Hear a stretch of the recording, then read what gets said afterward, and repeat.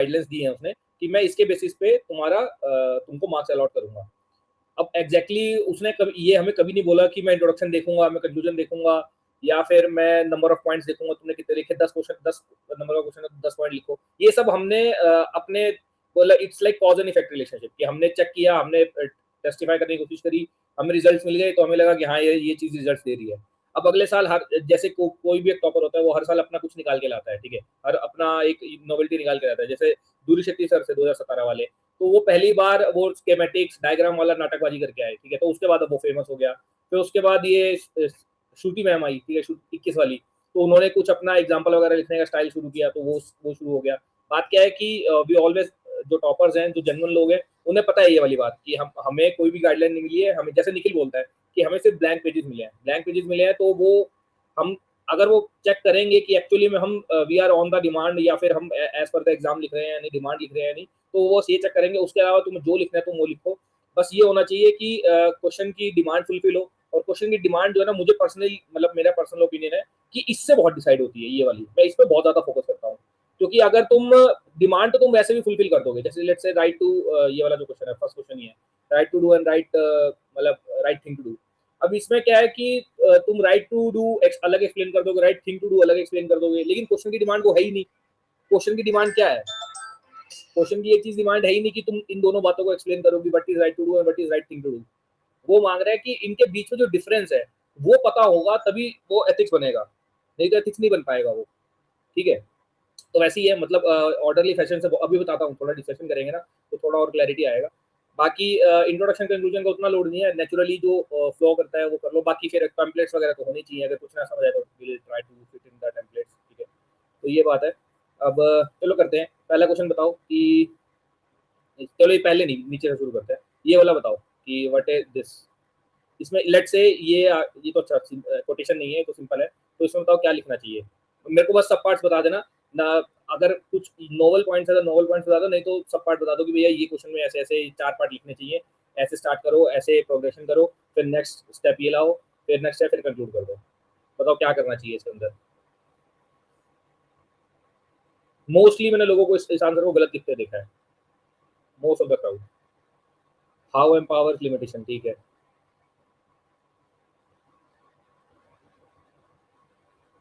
बताओ भाई, जल्दी जल्दी बताओ इसका। और फिर ये भी है कि एम्पावर कैसे करो। लिमिटेशन लिखने के बाद फिर तुमको फाइनल कंक्लूजन भी लेना पड़ेगा ना, क्योंकि तुम कोटेशन के एग्जैक्टली उल्टा जा रहे हो बाद में जाते जाते। तो फिर you either you have to tell कि इस लिमिटेशन को मैं कैसे सॉल्व करूं, सर या फिर उसके अंदर बैलेंस करने की कोशिश करो। ये सर इसमें थोड़ा ये जीएस टाइप का क्वेश्चन ज्यादा लग रहा है, क्योंकि आप थोड़ा एक्शनेबल इसको दिखाओगे तो मैं जितना समझ पा रहा हूँ थोड़ा बेटर है इसमें। जैसे कि वो पूछ रहा है ना कि integrity is a value that empowers the human being, तो उसमें वो एक अपने को बता रहा है कि this is a statement, now you have to justify it. तो जस्टिफिकेशन वहीं से आता है कि ये कैसे कर रहा है, तो कैसे is always a process, like जैसे हम लोग कल बात कर रहे थे, वही सेम चीज। और तुम एक चीज भी नोटिस करो, इसमें क्या लिखना है, justify with a suitable illustration. Illustrations नहीं बोल रहा वो बोल रहा भाई एक ही मेरे को एग्जांपल पकड़ के उसमें समझा दे कैसे एम्पावर हो रहा है। सर यही सर वही सर। और लोग जैसे जनरली लोग क्या करते हैं कि अब सबका अपना वो है कि 10-10 एग्जांपल लिखने की आदत पड़ी हुई है, ठीक है। अब इसके कितने लिखेंगे, मान लो 10 पॉइंट लिखेंगे। अब ये बात सारी फीड हो रखी है दिमाग में, हमारा माइंड कोड कर दिया गया है। किस तरह से कोड कर दिया गया, 10 नंबर का मार्क्स है तो 10 पॉइंट लिखने, 10 पॉइंट मतलब 10 एग्जांपल, ये कोड हो गया हमारा दिमाग। फिर उसका इंट्रोडक्शन कंक्लूजन अलग, 12 पॉइंट हो गए और तुम्हें नंबर मिल गए। अब इसमें तुम सोचो कि अगर तुम इसके 10 पॉइंट लिख रहे हो तो तुम वो एक जो एक्सप्लेनेशन है, जो डेप्थ लेके आनी है ना एम्पावरमेंट की, वो तुम लेके ही नहीं आ पाओगे, है ना, वो तुम लेके ही नहीं आ पाओगे। अब अगर तुम लेट से 150 वर्ड का क्वेश्चन है ये, है ना, 1.5 पेज लिखोगे, 2 पेज ही चलो तुम लिख रहे हो, तुम अगर 10 पॉइंट लिख रहे हो, 10 पॉइंट मतलब तुम 3 लाइन से ऊपर नहीं लिख सकते एक पॉइंट को। 3 लाइन में तुम कैसे समझाओगे भाई एम्पावर कैसे हो गया। एम्पावर करने के लिए तो तुमको स्टोरी लाइन देनी पड़ेगी ना। हाउ इट एक्चुअली, हाउ का मतलब यही होता है कि हाउ तुम मतलब 1 या 2 लाइन में एक्सप्लेन नहीं कर सकते, एटलीस्ट 4 या 5 लाइन लगती है हाउ समझाने में। स्टोरी लाइन अगर कोई भी सर एक सर इसमें पकड़ लिया, घिसा पिटा एग्जांपल, उसमें भी सर एक सर, सॉरी सर इंटरप्ट करने के लिए, बट वो एक चीज मैं देख रहा था इसमें कि आप जो एग्जाम्पल का बात कर रहे हो ना, उसको ही अगर हम आंसर का मेन फ्रेम बना दे तो भी कोई दिक्कत नहीं है एज सच, कि एग्जाम्पल ही एग्जाम्पल लिख रहे हैं और पॉइंट्स जो है वो सेकंड में बैक बर्नर पे आ रहे हैं पॉइंट्स। ऐसा नहीं कि पॉइंट्स को मेन करके फिर एग्जांपल मारे जा रहे हैं, वो तो सर इलस्ट्रेशन वाला पार्ट थोड़ा। मैं तो हमेशा बोलता ही हूँ कि हम ऐसे में क्या करते हैं, ऐसे में हम पहले एग्जांपल लिखते हैं, फिर उसको कोटेशन से मतलब ऐसे से लिंक करते हैं और फिर बाद में एग्जांपल आर्गुमेंट देना शुरू करते हैं, ठीक है। और जीएस में हम उल्टा करते हैं कि पहले हम आर्गुमेंट देते हैं फिर एग्जांपल देते हैं।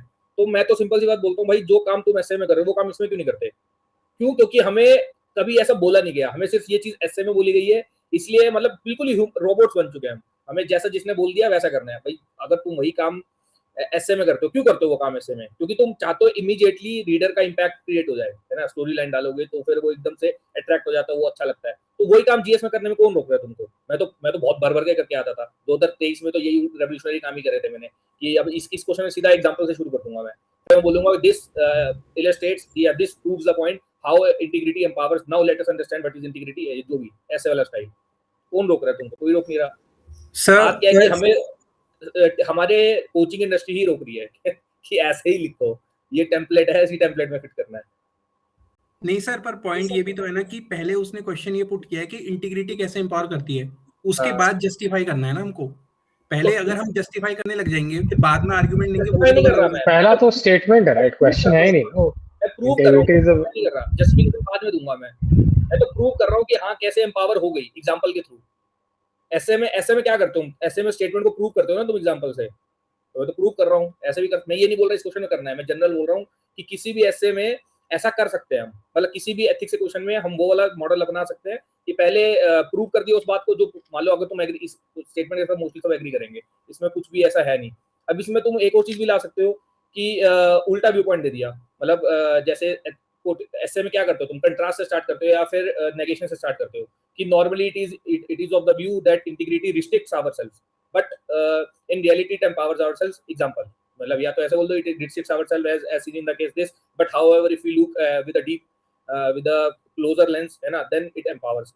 बात क्या है कि मेरा कहने का मतलब सिंपल सा है कि we should not be following a standard templates जो मार्केट में बोले गए हैं। तुम्हें फुल क्रिएटिविटी है और जितना तुम क्रिएटिव रहोगे उतना ज्यादा इंटरेस्ट बनेगा सामने वाले का, नहीं तो सर एक मैंने कैसा इस आंसर को अप्रोच किया सर?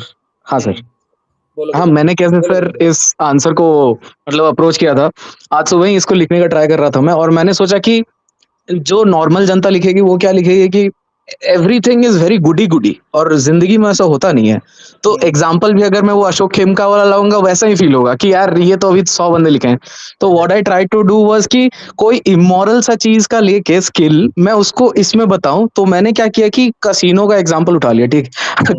अगर कोई गैम्बलर है और वो अपना पैंतरा मतलब छोड़ नहीं रहा, जैसे हम लोग प्रीलिम्स के स्केलेटन की में करते थे कि लिक्विडिटी चाहिए, तो integrity provides us with that liquidity कि इवन इफ 2-3 सिचुएशन में हमारी बजेगी band, but doesn't matter, we will win in maximum amount of time, and that's how somewhere it will empower the human being on a psychological level, जो भी फिर regular points. अब तुमने वो बोल दिया ना आर्गुमेंट, मतलब एग्जांपल सॉर्ट ऑफ दे दिया तुमने, अब इसको आर्गुमेंट देना पड़ेगा, मतलब प्रॉपर, जैसे अभी ये हाँ सर, हाँ सर, कर रहे हो क्या बोल रहा है कि क्रेडिबिलिटी बिल्ड करता है, करेज ऑफ कन्विक्शन, कॉन्फिडेंस देता है, ठीक है, सेंस ऑफ पर्पस देता है, सही बात है। और दूसरी चीज क्या है कि अगर तुम इसको ऐसे रिलेट करो, ऐसे भी बोल सकते हो कि वो आपकी डिजायर्स को कंट्रोल करता है, ठीक है, आपकी डिजायर्स कंट्रोल करता है। डिजायर्स कंट्रोल होंगी तो तुम नेचुरली एम्पावर फील करोगे, क्योंकि डिजायर्स क्या है वो एक विशियस साइकिल बन जाता है फिर।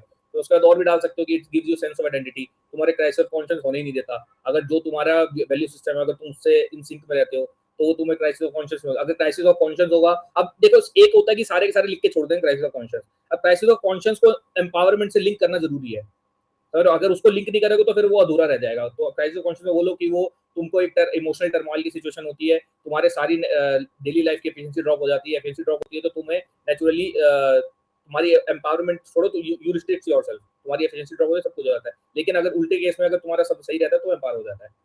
मतलब बात क्या है कि तुम कुछ भी आर्गुमेंट दे रहे हो that should be linked with, इसलिए मैं बोलता हूँ कि 4-5 लाइन लगती है। अब अगर जैसे तुम बोलोगे क्राइसिस ऑफ कॉन्शियस हो रहा है या वो नहीं हो रहा है तो उसको एम्पावरमेंट से लिंक करना ही पड़ेगा या इंटीग्रिटी से लिंक करना ही पड़ेगा, नहीं तो link question it will be incomplete in itself. Sir इसमें हम ये कर सकते हैं कि जैसे मोस्टली लोग इसमें हाउ पे फोकस करेंगे कि how it will do it, but हम इसमें एक टेबल बना सकते हैं कि एक तरफ वाई और एक तरफ हाउ, तो उससे भी काफी क्लियर होगा कि 5 पॉइंट हमने एग्जांपल बताओ क्या लिखना है। जैसे कि why integrity empowers and then how it will empower, तो एंड देन एक इलस्ट्रेशन लास्ट में जैसे example वाई बताओ। जैसे वाई के पॉइंट्स ये हो सकते हैं कि वाई इंटीग्रिटी इंपावर्स, तो इंटीग्रिटी जो है हमारे अंदर जो कार्डिनल वर्च्यूज है उनको डेवलप कराने में मदद करती है, कैरेक्टर को एलिवेट करने में मदद करती है। और हाउ कैसे करती है, तो इंटीग्रिटी हमको हाउ में हम वो सब एग्जांपल लिख सकते हैं या फिर इसके रीजन लिख सकते हैं कि ये हुआ कैसे। वही तो जैसे पूछ रहा हूँ, वही क्वेश्चन की डिमांड है। अभी जैसे तुमने हाउ बोला कार्डिनल वर्च्यू डेवलप हो रहे हैं, ये हाँ बड़ी बड़ी कोजी बातें हैं कि कार्डिनल वर्च्यू तुम मेरे को एग्जांपल के थ्रू वो तभी बोलते हैं जस्टिफाई विद सूटेबल इलस्ट्रेशन। वो वही एक होता है कि थ्योरेटिकल आर्गुमेंट दे दिया, एक होता है उस आर्गुमेंट को देने के बाद तुम प्रॉपर्ली जैसे मैं तुम्हारी बात समझ गया तुम बोलना चाह रहे हो, लेकिन उतना इंपैक्ट क्रिएट नहीं हो रहा उससे। कार्डिनल वर्च्यू क्या, कौन सा कार्डिनल वर्च्यू मेरा डेवलप हो रहा है उससे? नहीं, कोई एक्चुअली भी करेज, एम्पावरमेंट हो कैसे रही टेम्परेंस, है मेरी? 4 कार्डिनल वर्च्यूज दिखा दिए कि ये इससे डेवलप हो रही है, और हाउ हमने उसमें दिखा दिया कि कोई भी इंस्टांस शो कर दिया, या फिर हाउ का हमने रीजन दे दिया कि लेकिन ये लेकिन आईएएस ने ऐसा अब काम किया या मेरा तो इसलिए ओपिनियन ऐसा है ना, सुनो, मेरा ओपिनियन ऐसा है कि तुमने बोला कार्डिनल मेरा लेट्स से जस्टिस डेवलप हो रहा है, लेकिन जस्टिस करने के चक्कर में मैं तो रिस्ट्रिक्ट फील करता हूँ ना, मैं तो रिस्ट्रिक्टेड फील करता हूँ, एम्पावर्ड थोड़ी फील कर रहा हूँ। तो ये भ्रम भी तोड़ना पड़ेगा तुमको क्वेश्चन के अंदर, कि जो नॉर्मल भ्रम है इंटीग्रिटी का भ्रम लेके लोगों को ये है कि हमें थोड़ा बहुत कॉम्प्रोमाइज करना पड़ता है, हमें वो चीजें तोड़नी पड़ती हैं, हम इंटीग्रिटी फॉलो करेंगे तो हम रिस्ट्रिक्टेड हो जाएंगे। तो वो रिस्ट्रिक्टेड वाला भ्रम तोड़ना बहुत जरूरी है इस क्वेश्चन में, नहीं तो मतलब मेरा पर्सनल ओपिनियन, मैं होता तो वो जरूर तोड़ता। समझ रहे हो ना? मतलब आप कह रहे हो कि इसमें सिर्फ हम हाउ को एड्रेस करें, वाई को एड्रेस करने की जरूरत नहीं वाई है। वाई लिखोगे, मैं कह रहा हूँ वाई तो लिखना ही पड़ेगा तुमको कि क्या क्यों है ये एम्पावर क्यों कर रहा है, उसको एक्सटेंड करो। कोई भी बात तुम लिख रहे हो क्राइसिस ऑफ कॉन्शियस जैसे मैंने लिखा, उसको मैं एक्सटेंड कर रहा हूँ एम्पावरमेंट। मतलब मैं सिर्फ 2 लाइन छोड़ के नहीं छोड़ रहा हूँ कि क्राइसिस ऑफ कॉन्शियस मेरे को होने नहीं देगा या मेरी क्राइसिस ऑफ आइडेंटिटी मेरी डेवलप कर देगा, वो तो मुझे भी आइडेंटिटी डेवलप कर देगा। ये जो थ्योरेटिकल आर्गुमेंट तुमने मटेरियल से पढ़ा, उसके 4 अच्छे जो कीवर्ड्स हैं एथिक्स के वो चिपका दिए, लेकिन क्वेश्चन से लिंक नहीं हुए वो एम्पावरमेंट कैसे हो रही है। मेरा जो पर्सनल ओपिनियन है कि एम्पावरमेंट नहीं करती, रिस्ट्रिक्ट करती है। मैं इस क्वेश्चन को ऐसे देखता हूँ, समझ रहे हो ना मैं क्या कह रहा हूँ? तो सर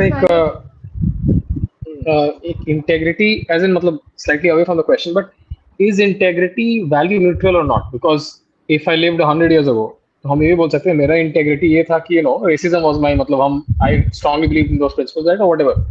तो इंटेग्रिटी तो इज बेसिकली कंसिस्टेंसी, राइट? मतलब you consistently believe in something, right? So मतलब I was wondering, I mean उसके बारे में कुछ लिखे नहीं, but if that angle can also be explored, पता नहीं। अब ये शुक्ला भी सही बोल रहा है, देखो कि सेंस ऑफ सेल्फ और डिसीजन मेकिंग, अब डिसीजन मेकिंग एबिलिटी अच्छी करता है तुम्हारी इंटीग्रिटी भाई। अब जब तुम अब देखो, एक ये तो जनरल बात बोल दी कि तुमने डिसीजन मेकिंग एबिलिटी अच्छी कर रहा है, इसको और ज्यादा एक्सटेंड करोगे तो और ज्यादा इंपैक्ट क्रिएट होगा। उसको बताओ कौन सी डिसीजन मेकिंग एबिलिटी, कि भैया मेरी डेली लाइफ में अपने रिलेशनशिप मैनेजमेंट में डिसीजन मेकिंग एबिलिटी, मैं पब्लिक लाइफ में जब लोगों के साथ डील कर रहा हूँ तब मैं लोगों की लाइफ इंपैक्ट कर रहा हूँ। मतलब समझ रहे हो ना मैं क्या कह रहा हूँ? मैंने एक आर्गुमेंट उठाया डिसीजन मेकिंग एबिलिटी, उसको मैं कम से कम, ये मेरा पर्सनल ओपिनियन है कि मैं उसको कम से कम 4 या 5 लाइन लिख के क्वेश्चन के साथ लिंक करता हूँ कि एग्जैक्टली एम्पावरमेंट हो कैसे रहा है। अब हर किसी का अपना स्टाइल होता है, ऐसे करके तुम 10 पॉइंट भी लिख सकते हो, डिसीजन मेकिंग एबिलिटी होगी, सेंस ऑफ सेल्फ वर्थ हो गया, क्राइसिस ऑफ कॉन्शियस हो गया, कार्डिनल वर्च्यू हो गया, ऐसे करके 10 पॉइंट लिख दिए, 10 कीवर्ड्स लिख दिए। लेकिन मेरे को लगता है कि उसमें उतनी डिमांड फुलफिल नहीं होगी। बाकी लिखते हैं, उस तरीके से भी मार्क्स आए थे मेरे, लेकिन इस तरीके से भी आए थे। दोनों में तुमको जो सा अच्छा लग रहा है उसको फॉलो कर लेना। सर इसमें मुझे ऐसा लगता है कि हमें पहले ये भी लिखना चाहिए कि इंटेग्रिटी से क्या हट रहा है, मतलब इंटेग्रिटी के yes. उससे अगर आपने एक्ट किया है तो उससे हटा क्या और उसके बाद फिर जुड़ा क्या। यस एज इन जैसे सार्थक सिद्धांत वाला एग्जाम्पल था, तो जब मैंने उसका इंटरव्यू देखा था तो उसके इंटरव्यू में उसने बोला कि इंटेग्रिटी मेरी डेवलप तब हुई जब मेरे को मेरे पेरेंट्स ने समझाया कि you should not be fearful. तो उसने वो जब फियरफुल नहीं रहा, उसने इंटेग्रिटी का एग्जाम्पल दिया when he spoke about the OSM, तो उसके बाद ही उसके अंदर करेज आई होगी। अब वो आगे के लिए हमेशा के लिए उसके पास करेज आ चुकी है कि मैं बोल सकता हूँ। यही तो खेल है ना, मैं इसी चीज की बात कर रहा था। अब देखो, जब तुम इतना एक्सप्लेन करोगे तो तुम्हें कम से कम 4 या 5 लाइन लगेंगे। तुम 4 या 5 लाइन से नीचे इसको एक्सप्लेन, तुम कितनी भी अच्छी हो इंग्लिश में, तुम कितना भी ब्रेविटी से लिखते हो, 4 या 5 लाइन तो कम से कम लगती है इसको एक्सप्लेन करने, है ना?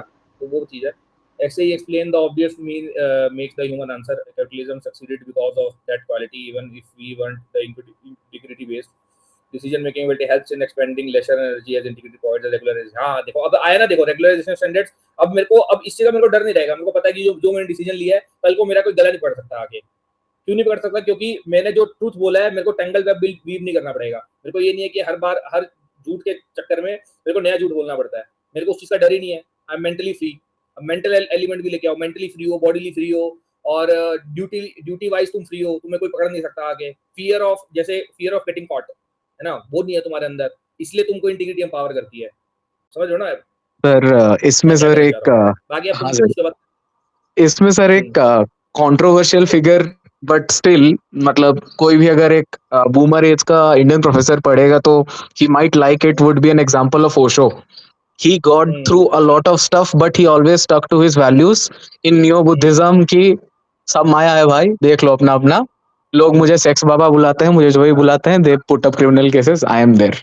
So his version of integrity might differ from ours, but at the end he was sorted in a way. Rolls Royce चलाता था, फिर भी आके प्रवचन देता था and all of that. और इसमें एक और चीज तुम कर सकते हो कि जैसे ये है ना, मेरे अभी दिमाग में आया कि शुरू में तुमने एम्पावरमेंट वाली बातें शुरू करी, ठीक है, ये उल्टा कर सकते हो, या तो रिस्ट्रिक्शन से स्टार्ट करो और एम्पावरमेंट तक ले जाओ, या फिर इसको एम्पावरमेंट से स्टार्ट करो और बोलो कि लेकिन कुछ लोग, people who are having a narrow perception of good life, है ना, narrow perception of value system, they consider it as a restrictive ability, ठीक है। फिर उसका एग्जांपल दे दो कि रिस्ट्रिक्टिव एबिलिटी में होता क्या है कि ये हुआ, लेकिन फिर बाद में बोलो कि इसके कारण अगर उनको क्लैरिटी ऑफ वैल्यू सिस्टम होता, उनको exactly ethical literacy, ethical competency होता, उनको जजमेंट करना आता कि कौन सी वैल्यू हायरार्की बेस्ड है, क्या चीज है, तो फिर वो ये सब नहीं करते, eventually they would have been following this, hence it is said, जो भी इंटीग्रिटी का कोई भी कोड डाल देना, it should never be compromise, या जो भी तुमको अच्छा कोटेशन तुम्हें बताओ कि integrity needs no rules, Albert Camus वाला डाल दो, या फिर वो डाल दो कि without integrity it's energy without intelligence without integrity is dead full and dangerous, कुछ करके जो भी है, मतलब तुम समझ रहे हो ना सर मैं क्या कहना चाह रहा हूं। मैं कुछ इसमें सर एक मेरे सबसे हाँ सर, नहीं मैं सॉरी इंटरप्ट हो जा रहा है सर ये कॉल पे। सबसे इम्पोर्टेंट चीज क्या है कि डू नॉट रिस्ट्रिक्ट योरसेल्फ कि सबके सब ऐसे लिख रहे हैं तो मैं भी ऐसे लिखूं। मैं तुमको I am just here to showcase कि दूसरा साइड भी एग्जिस्ट करता है, लिखने का दूसरा साइड भी एग्जिस्ट करता है। और ये मैंने ये चीज दीक्षित के साथ की हुई है, जो दीक्षित है अपना अच्छा दोस्त है पुराना, तो इसने 85 से 108 किए थे। क्यों? क्योंकि मैंने नेचुरली ऑब्जर्व किया था he is good at arguments, he is good at writing essays, है ना। तो इसने सडनली सिर्फ सेक्शन ही इंप्रूव करने से इसके कितने 20-22 नंबर बढ़ गए थे, समझ लो। तो वो ट्राइड, मेरे साथ तो है ही ट्राइड एंड टेस्टेड, मैंने एज सच अपने दोस्तों में भी ट्राइड एंड टेस्ट किया हुआ है। अब बात ये है कि तुमको अगर सूट करता है ये स्टाइल तो इट्स वेल एंड गुड, नहीं कर रहा तुम तो फिर अपना नॉर्मल मॉडल तो है ही तुम्हारा। बस ये है कि I am just here to showcase कि जो ये गाइडलाइंस दी है ना, ये गाइडलाइंस सिर्फ ये क्या नाम है, मिरर में लगाने के लिए नहीं दी, या फिर उसको क्या बोलते हैं, शो पीस नहीं है ये, इसका कुछ मतलब है। इसका मतलब यही है कि stick to the demand, do not be a robot, ठीक है। मैकेनिकल, जितना मैकेनिकल बनाओगे उतना ज्यादा चांसेस रिड्यूस हो जाते हैं, क्योंकि बोर हो जाता है एग्जामिनर, ठीक है। आप समझ गए होंगे। बाकी हम नए क्वेश्चन में मूव करते हैं। मुद्दे की बात तुम लोग समझ गए होंगे। अभी ये क्वेश्चन तैयार करके रख लेना, क्योंकि इसके जो भी इस क्वेश्चन का जो भी आंसर होगा ना, इस क्वेश्चन का जो भी आर्गुमेंट्स होंगे तुम्हारे पास, ये बार बार यूज होने वाले हैं तुम्हारे। इट्स लाइक वो वाला है, व्हाई मोरालिटी मैटर्स वाला। अगर तुम देखो ना, ये क्वेश्चन कुछ नहीं है, ये क्वेश्चन वही है, व्हाई मोरालिटी मैटर्स। क्योंकि मैं उसमें बार बार क्या बोल रहा था कि एथिक्स की इंपॉर्टेंस क्यों है, एथिक्स की इंपॉर्टेंस क्यों है, क्योंकि एथिक्स हमें फाइनली तुम बोल दो एम्पावर कर रहा है, एम्पावर द ह्यूमन बीइंग, समझ लो। अब इसमें तुम वो भी बोल सकते हो कि भैया अब क्या नाम है, अगर मैं ढंग से काम करता हूँ तो फिर मैं मेरा जो भला है उसी में सोसाइटी का भी भला है, सोसाइटी का भी भला होगा। तो इन टर्न जो साइकिल है, ऐसा I am connected with the society ना, तो जो मैं सोसाइटी में देता हूँ वही सोसाइटी को वापस देती है, तो इवेंचुअली मुझे भी बेनिफिट मिलता है उससे, है ना। लेकिन होता क्या है कि कुछ लोग बदमाश होते हैं, वो इस चीज़ को समझ नहीं पाते, तो इसलिए वो गलत कर लेते हैं। वो मर्जी है डालना नहीं डालना, कितना टाइम है तुम्हारे पास, कितनी जगह है तुम्हारे पास, है ना। हेलो, इसमें वो जो था कि बहुत सारे वो पॉइंटर्स दिए ना ऊपर यूपीएससी ने कि ये करो वो करो, तो उसमें जो वो पॉइंटर है कि superficial knowledge is not required, तो सुपरफिशियल को कोई भी इंसान अगर लेमैन टर्म्स पे समझने जाएगा तो इट इवेंचुअली बॉइल्स डाउन कि तुम रट्टा लगा के लिख रहे हो, दैट इज सुपरफिशियलिटी। उसी चीज को मैं बोलता हूँ ना कि भाई तुमको एग्जांपल की पीडीएफ चाहिए, मैं दे दूंगा एग्जांपल की पीडीएफ, मेरे पास नहीं है क्या, मैं क्यों नहीं देता जानबूझ के। एग्जांपल की पीडीएफ देने से कुछ नहीं होगा, तुम उसको रटोगे और एज इट इज उतार के आ जाओगे पेपर के अंदर, और इवेंचुअली जब तुम देखने जाओगे ना, क्वेश्चन मांग कुछ बोल रहा होगा, तुम लिख कुछ और रहोगे। जैसे शुक्ला ने कितना प्यारा पॉइंट, शुक्ला के देखो क्या प्यारी बात लिखी इसने, empowerment is having control over one life, making informed decision with confidence, integrity person stand firm to the thought and conviction, it helps to get easily influence, it helps to get, मतलब जो भी समझ लो ना, वो easily influence, वो जो भी है। बात यही है कि तुमको उसको एम्पावरमेंट, इसमें दो ही कीवर्ड्स हैं, इंटीग्रिटी एंड एम्पावरमेंट, उन दोनों को आपस में लिंक करना ही करना है। अगर तुम लिंक नहीं करोगे, तुम खाली इंटीग्रिटी के कीवर्ड चिपका दोगे वहां पे जाके और सोच रहे हो क्वेश्चन की जस्टिफिकेशन होगी, क्वेश्चन मैंने आंसर कर दिया, नहीं होगा आंसर, समझ लो ना। अब इसमें अब ये वाला क्वेश्चन बहुत अच्छा लगता है मेरे को आज तक इस क्वेश्चन का आंसर नहीं मिला। तुम बताओ इस क्वेश्चन का आंसर। हेलो हाँ बोलो।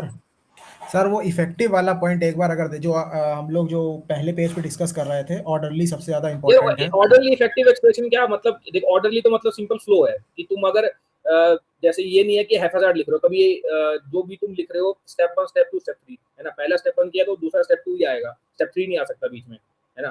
तो जो भी प्रोसीजर होता है, जो कोर्स ऑफ एक्शन है कि पहले स्टेप 1 होगा, फिर 2 होगा, फिर 3 होगा, फिर 4 होगा। ऐसा नहीं है कि पहले स्टेप 1 लिख दिया, फिर स्टेप 4 लिख दिया, फिर स्टेप 3 लिख दिया, फिर स्टेप 2 लिख दिया, ठीक है। तो उसको बोलते हैं ऑर्डरली फैशन। अब अगर तुम एम्पावरमेंट की बातें कर रहे हो, तुमने इस क्वेश्चन को लेट्स से डेफिनेशन से स्टार्ट किया, तो डेफिनेशन को धीरे धीरे करके उसको बोलो कि ये मतलब होता है, लेकिन लोग इसको रिस्ट्रिक्शन से समझते हैं, रिस्ट्रिक्शन में ऐसे ऐसे गलत काम कर देते हैं। फिर उसके बाद तुम बोलो ये गलत काम इसलिए होता है क्योंकि उनको क्लैरिटी नहीं होती। किस चीज़ की क्लैरिटी नहीं होती? वैल्यूज या मोरालिटी मैटर्स या फिर what is right thing to do. Question 1 से लिंक कर दो उसको। उनको ये क्लैरिटी नहीं होती कि सच और झूठ के बीच में अंतर क्या है ना। अब वो इस चक्कर में ये नुकसान कर देते। लेकिन अगर उनको एक क्लैरिटी होती तो वो ये वाले काम करते, इवेंचुअली उनको एम्पावरमेंट मिलता। एम्पावरमेंट कैसे मिलता? क्योंकि वो ये फीचर फॉलो कर, ये चीजें उनको मिल जाती। क्या क्या चीजें मिल जाती जो तुम्हारे पास है? कि एम्पावरमेंट तुमको कैसे मिलते हैं? सेंस ऑफ सेल्फ से, तुम्हारी डिसीजन मेकिंग एबिलिटी से, fear of not getting caught से, ऐसे सब कुछ, ठीक है। तो इसीलिए फिर बोलते हैं कि इंटीग्रिटी बहुत ज्यादा वो होती है, इंपॉर्टेंट होती है। एंड वी शुड जो लास्ट में कुछ भी डाल देना जो तुमको लगता है कि it should never be compromise, it is very important, या उसको good overall wellbeing, human wellbeing की बात कर रहे हैं तो उसको ह्यूमन वेलबींग को सोसाइटल वेलबींग से जोड़ दो, तो तुम्हारा नया वाइड ओपन कर दोगे तुम, वाइड डायमेंशन अपना पर्सपेक्टिव। इसको बोलते हैं फ्लो की पहले पैराग्राफ है, दूसरा पैराग्राफ है, दूसरे के बाद तीसरा। ऐसा नहीं है कि पैराग्राफ जंबल हो गए तुम्हारे आपस में। ऐसे वाला फ्लो है, मतलब बेसिकली जो ऐसे में लिखते हो ना। इफेक्टिव एंड एग्जैक्ट एक्सप्रेशन ये होता है कि भाई तुमने जैसे स्टोरी तुम भी सुना रहे हो, स्टोरी मैं भी सुना रहा हूँ, लेकिन तुम स्टोरी एक उसकी तरह सुना रहे हो। जैसे वो होता है ना, बुक लिखने वाला इंसान होता है, लिटरेचर लिखने वाला इंसान होता है, वो भाई इतनी अच्छी इंग्लिश लिखता है, प्रॉपर कहाँ कंजंक्शन डालना है, कहाँ कॉमा डालना है, और कहाँ पे मेटाफर डालना है, कहाँ पे सिमिली डालना है ना। प्रॉपर एक छोटे शब्दों के अंदर बहुत बड़ी बात बोल देता है। इसका राइटिंग एक पीस दिखाऊंगा मैं, दीक्षित ने लिखा था। दीक्षित ने सेम अर्जुना वाली स्टोरी लिखी थी, लेकिन 5 या 6 लाइन में उसने इतनी अच्छी तरह उस चीज को लिंक किया था। तो उसको बोलते हैं order exact and effective expression. मतलब कि जो भी तुम बात बोल रहे हो, तुम लिमिटेड ब्रेविटी के अंदर बोल रहे हो, बहुत कम शब्दों में, और बहुत अच्छे से चीजों को लिंक करके तुमने क्वेश्चन की डिमांड भी फुलफिल कर दी, तुमने शब्द भी कम इस्तेमाल करे, और पढ़ने में वो ग्रामेटिकली करेक्ट भी है, समझ रहे हो। बाकी और अभी और क्वेश्चन देखते हैं और थोड़ा आएगा क्लैरिटी। तुम लोग समझ में आंसर डिस्कस करने नहीं आया, आंसर तुम लोग डिस्कस कर लोगे, मटेरियल वगैरह सब तुम्हारे पास होगा। मैं बस ये बताना आया हूँ कि ऐसे भी चीजें देखी जाती हैं। अभी ये वाला क्वेश्चन का आंसर बताऊँ, मेरे को आज तक नहीं समझ मिला इस क्वेश्चन का आंसर कि कैन दे गो टुगेदर और नॉट। मेरे पास तो हमेशा एंटी एग्जांपल्स ही होते हैं इसके। अभी धर्मेंद्र वाले कोई ले लो, धर्मेंद्र क्या नाम है उसका, एजुकेशन मिनिस्टर की, और इसी के अंदर वाले को ना मैं उससे कनेक्ट कर रहा था कि पीपल से कि अगर ई गवर्नेंस आ जाएगा तो करप्शन बंद हो जाएगा, है ना। अभी गवर्नेंस चल रहा है पूरा मार्केट में, पूरा सब ई गवर्नेंस चल रहा है, लेकिन फिर भी देखो करप्शन कहाँ हो सकता है। तो बात यह है कि तुम हर जगह ई गवर्नेंस भी नहीं कर सकते, कुछ कहीं पे ह्यूमन इंटरवेंशन तुमको लाने पड़ेगा। पेपर प्रिंटिंग हो रही है, पेपर प्रिंटिंग में ह्यूमन तो आएंगे ही ना, उसमें रोबोट छुपा नहीं सकते तुम। तो फिर वो वहां से कनेक्ट हो सकता है कि e governance complete, only e governance will not solve the corruption problem. उसमें फिर आपको वही एथिक्स वाला एलिमेंट आ जाएगा जो मैं बता रहा था, प्रॉब्लम गवर्नेंस या एथिकल, मतलब गवर्नेंस को क्या चीज एथिकल बनाती है। गवर्नेंस को जो एथिकल बनाता है वो responsibility, sense of responsibility ethical बनाती है उसको, तो वो आनी ही चाहिए। अगर वो नहीं होगी तो सब फेलियर हो जाएगा। अब इसमें वही है, अब पॉलिटिक्स एथिक्स में भी वही है कि पॉलिटिक्स, तुम बताओ क्या लिखा है इसके अंदर। इसमें एक मॉडल जो हमको सूझा, हम लोग को हिस्ट्री में पढ़ाया गया था अर्ली मिडिवल वाले में, कि बिफोर द मिडिवल पीरियड, मतलब वो वेन डायग्राम से बताया फिर कि politics was a subset of ethics, ठीक है।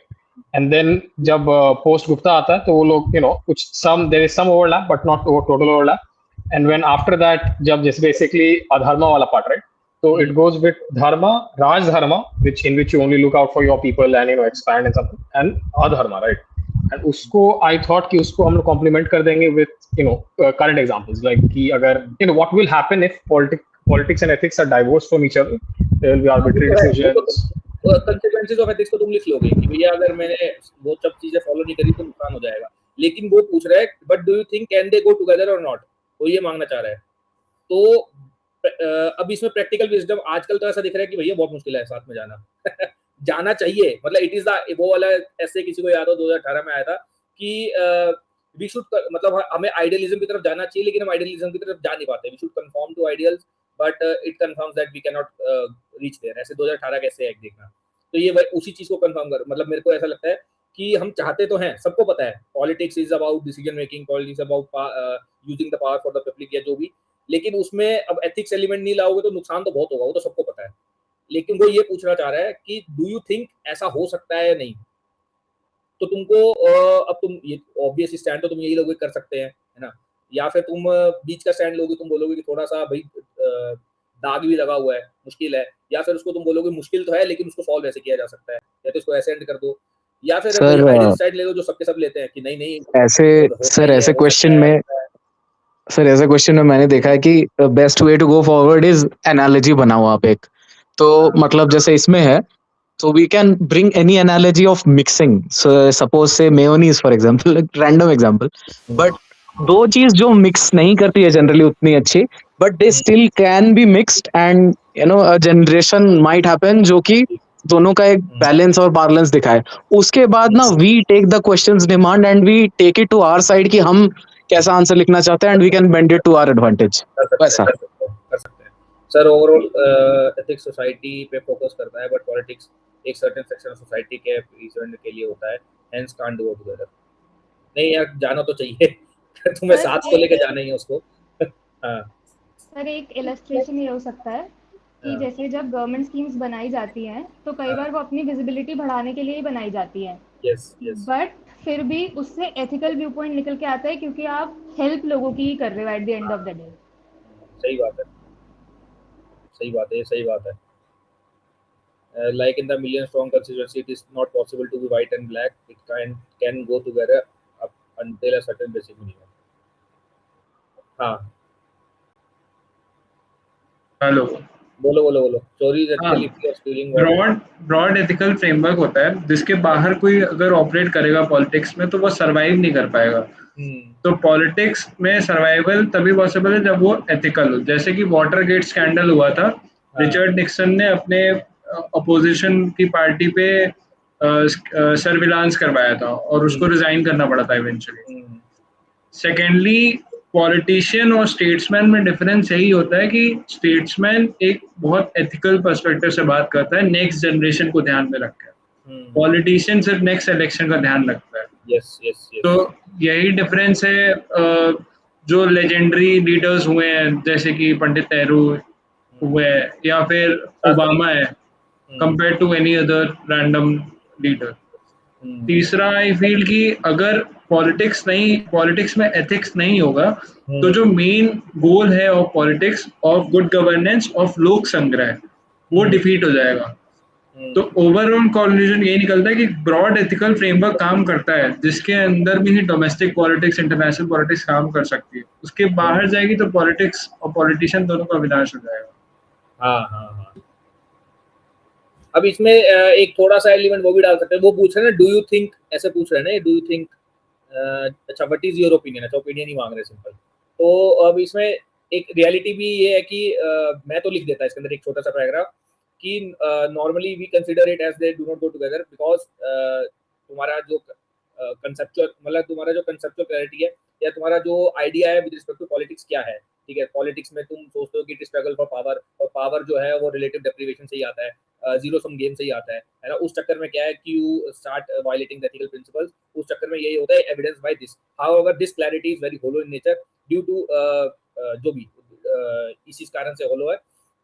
और अगर एक्चुअली में हम जेन्युइनली देखें तो they both are linked, they both go together, because eventually ethics भी यही चाहती है लोगों का भला हो, पॉलिटिक्स भी यही चाहती है लोगों का भला हो, और उन दोनों का साथ में चलना बहुत जरूरी है। अगर साथ में नहीं चले तो ये कंसिक्वेंसेस हो जाते हैं, और साथ में उसको चलाने के लिए हमें ये करना चाहिए। या फिर तुम ये बीच में ये भी दिखा सकते हो कि साथ में चलते हैं as evidence bye Shastri ji या जो भी अच्छा जो लीडर हो तुमको बताओ, ठीक है, एज एविडेंस बाय दिस। और फिर बोलो कि अब हमें करना क्या है कि पॉलिटिक्स विदाउट डाइवर्सिफाइड पॉलिटिक्स, है ना, it is tough to maintain the social harmony या social overall good of all, ठीक है। उसके लिए we'll have to promote the ethics among the people and we'll have to promote, और क्या डालोगे कि जैसे यूथ को भी तुमको लाना है ना। अब बात क्या है कि पॉलिटिक्स आजकल क्या हो रहा है, कास्टाइजेशन ऑफ पॉलिटिक्स हो रहा है, पॉलिटिसाइजेशन ऑफ कास्ट हो रहा है। मतलब वो प्राइमोर्डियल आइडेंटिटीज के बेसिस पे तुम मोबिलाइजेशन कर रहे हो लोगों का, लेकिन वो नहीं करना चाहिए, इट इज अगेंस्ट एथिक्स, है ना। तो उसको तुम कैसे रोकोगे?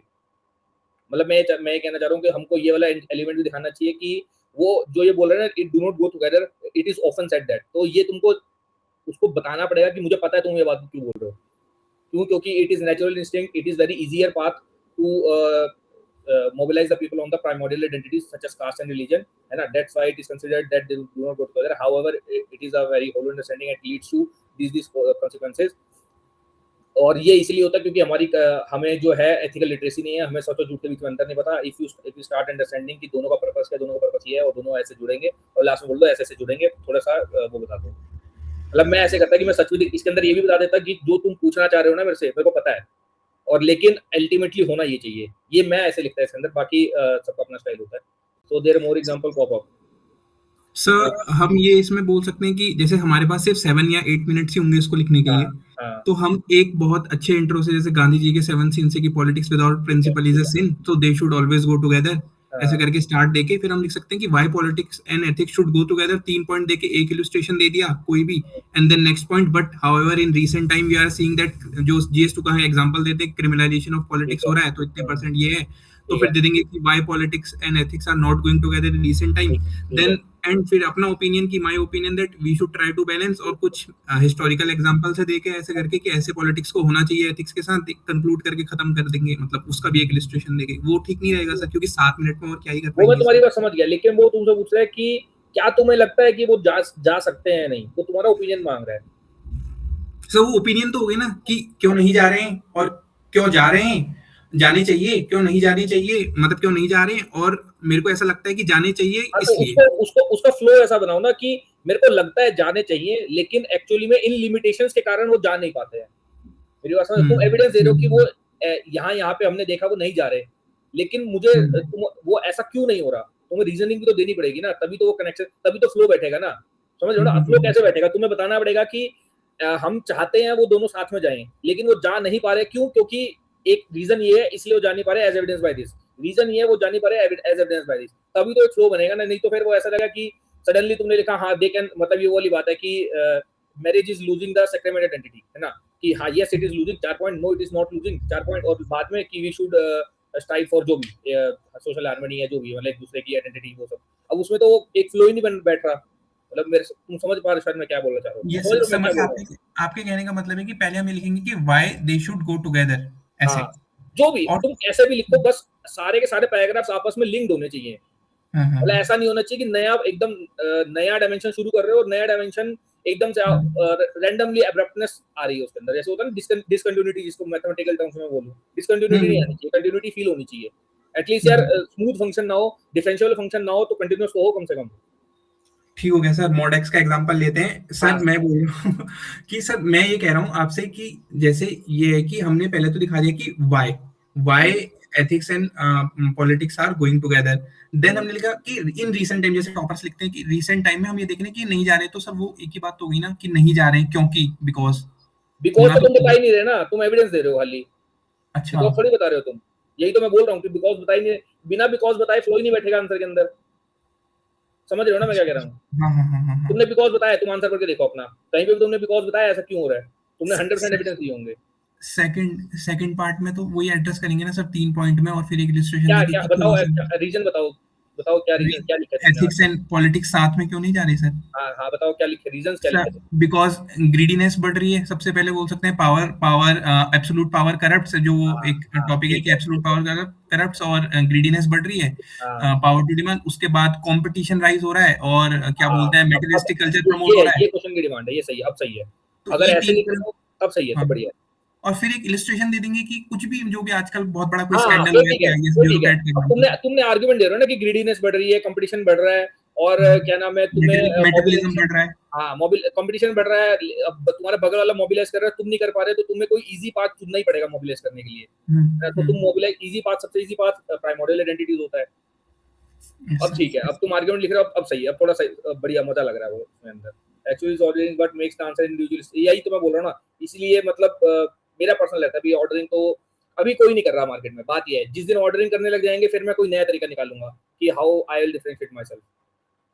Power, vendetta politics, caste lines, religion, vendetta politics भी है, चलो ये भी बहुत अच्छी बात है है ना। अब जैसे तुम इसी को ले लो, चड्डा का ले लो, चड्डा का एग्जांपल डाल दो, चड्डा का तुमको उसको डिफेम थोड़ी कर रहे हो, उसका ये मत बोलो कि किसी ने उसको पॉलिटिकल पार्टी का नाम मत लो, तो सिंपल बोलो कि Chadha chase the political party, it raises the question can politics and ethics go together, ऐसे करके स्टार्ट कर दो। मेरे को तो बस अटेंशन ग्रैब करनी है सामने वाले की, एक बार मैं अटेंशन ग्रैब कर लूंगा, वो मेरा आंसर पढ़ना शुरू कर दे, एक बार पढ़ना शुरू कर दे, उसके बाद बाकी काम मेरा है कि मैं उसको चिपका के रखूं अपने आंसर से, समझ लो ना। How ethics is integrated, some things can be used in a good manner like vendetta around amelioration of politics, सही बात है। How is used in instant, अब 15 मार्कर में मुश्किल है, वही है 15 मार्कर में पॉसिबल, लेकिन क्या करें, करना पड़ता है, यही तो, इसलिए तो एथिक्स का पेपर मुश्किल है। और इस 7 नंबर में 6 मिनट मिलते हैं, तो 7 मिनट भी नहीं मिलते सेक्शन ए के अंदर, इसलिए मेरा सेक्शन ए मतलब 1 घंटा 15 मिनट 45 मिनट जाता था, क्योंकि सेक्शन ए में मैं थोड़ा सा मतलब इमोशनल हो जाता था कि यार इसको अच्छा लिखना है पक्का। बस एक ऑफ द टॉपिक डाउट है सर, एक ऑफ द टॉपिक डाउट ये है, हाँ सर, ये पेन चेंज कर सकते हैं क्या, ये ब्लैक पेन ये ब्लू पेन वाला, उससे कुछ फायदा होता है या नहीं? नहीं नहीं, मुझे नहीं लगता ऐसा कुछ होता है, बस दो ही है मेरे ख्याल, ब्लैक और ब्लू दो अलाउड होते हैं।